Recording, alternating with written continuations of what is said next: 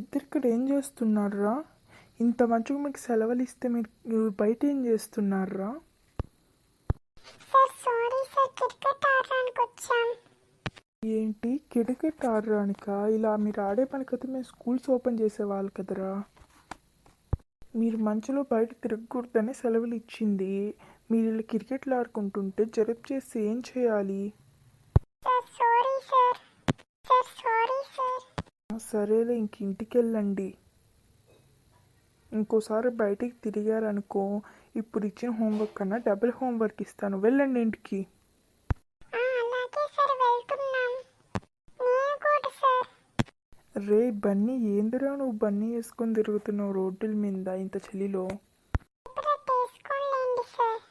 త్వరగా వెళ్ళండి, ఇంకెక్కువ ఇక్కడ ఉంటే మీకు జలుబులు చేస్తాయి. అలాగే సార్, బాయ్.